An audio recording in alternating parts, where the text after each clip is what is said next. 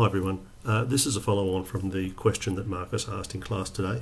So just as a quick recap, we have two boats. Boat number one is out here at a heading of 45 degrees and 6 kilometres away from boat number two.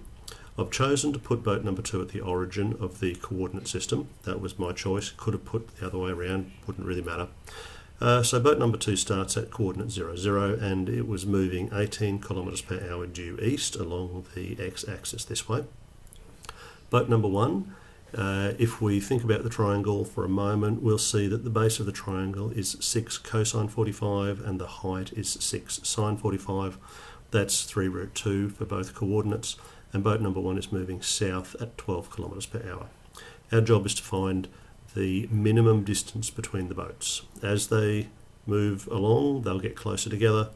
They won't collide here because boat number two will get there first. It's moving faster. And then boat number two will continue as boat number one comes down along this path. So they won't crash, but they will get to a point where they are closest. That's where we have to find that minimum distance. So I've got the coordinate of boat number one, which I'll designate as x1 and y1. The x coordinate of boat number one is 3 root 2, and as it's moving due south, the x coordinate doesn't change. The y coordinate starts at 3 root 2, but then reduces by 12 multiplied by t, so that's the speed by the time is a distance.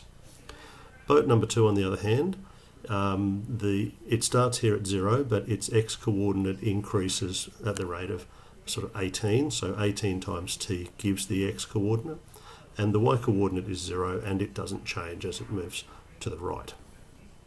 Now our equation that we want to use to develop this solution is the distance formula. Now I can go x1 minus x2 or x2 minus x1, it really doesn't matter. Looking at the fact that we have a 0 there, I might make my life easier by going y1 take y2 squared, then x1 take x2 squared, all of this to the power of 1/2 will give the distance between the two boats. y1 is 3 root 2 take 12t. Subtracting y2 is really subtracting 0, which makes no difference at all. x1 is 3 root 2. Subtract x2 was 18t. Square that to the power of 1/2. Now, I'll just pause for a moment while I expand that. I'm sure you can expand that for yourselves. You might like to pause the video now and then come back in a moment and check whether your answer matches what I've done. Okay, so I've expanded that now. Just in case you haven't done it yet, you might like to pause the video once more, but here we go, the big reveal. So expanding that out and collecting like terms, we get this as our formula here for the distance between the boats as a function of the time since they started to move, since the point where I had them drawn. Let's just refer to this as equation number one. Now, if we want to minimise that function, we should take the derivative. So this is a classic chain rule situation. I have the power comes to the front, then my original function, 468 t squared minus 180 root 2 times t plus 36.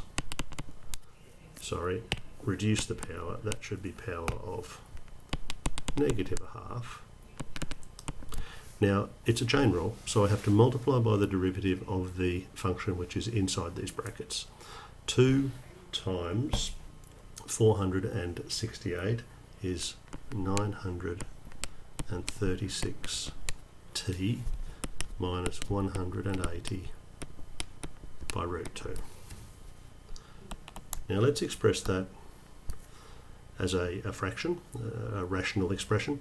936t minus 180 root 2 over 2 times 468t squared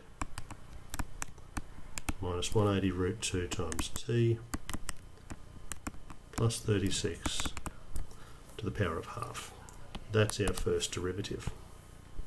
Now to optimise the function, we will let d dashed equals 0. In the case of a ratio, we know that we can't have a denominator of 0. So really the ratio, the fraction equals 0 if the numerator equals 0. So that statement simplifies down to 936t minus 180 root 2 equals 0. Now, provided we don't end up accidentally finding a value of t that makes the denominator 0, we'll be safe. I would then transpose the 180 root 2 to the other side and divide through by 936. And this gives an approximate answer of 0.272 hours as the time when this is minimised. The distance then, how do we find the distance? Well, we use equation 1, which was sitting back up there. There it is, equation number 1. Substituting that time, use equation 1 and the value of t that we just found. Sorry, try that again. We find by direct substitution that d equals 1.177 kilometres.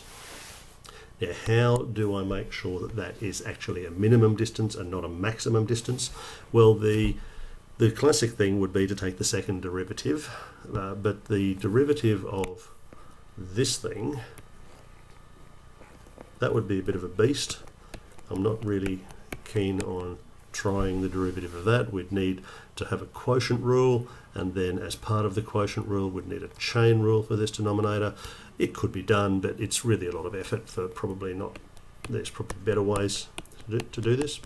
A really simple way to do this is literally, let's substitute a slightly lower value of t and see if the distance is longer.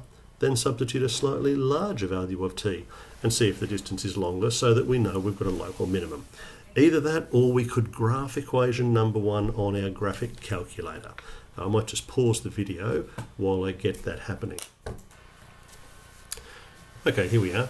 I have typed this equation here for d as a function of time into my graphic calculator. There it is. Hope I got it right. I've set the view window here to be 0 to 0.5 of an hour. Clearly looks like a minimum here between 0.2 and 0.3. And then these are 1 kilometre increments. So as we were told, the boats start 6 kilometres apart, they get closer together, and then they start to get further apart. So it certainly looks like a minimum, and we could use that as justification in our solution. We could say that. Now, the other thing that I've done is I've set this up as a little simulation in GeoGebra. So I put a slider here for time running 0 to 0.5. Boat number 1 is the red dot with coordinates, as we said, 3 root 2 for x, and then 3 root 2 minus 12 times time. Boat number 2 is 18 times time and 0. And then I've got a line joining between them, which I call d, and I'm displaying the length of the line. As I let that run, so time is advancing, and they get closer and closer and closer. Now I might start to go step by step here. We're at 0.245. We thought it was about 2.272. So as we go step by step, we can see down here that the distance is still decreasing. And now I'm at my time of 0.272. Distance is what I predicted, 0.177.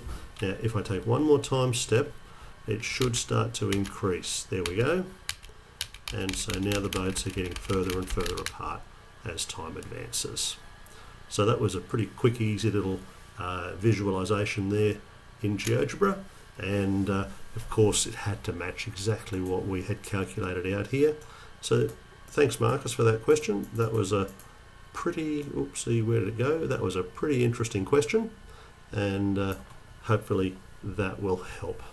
I'll post this to the class page in Nest as well as onto the Teams channel. See you tomorrow.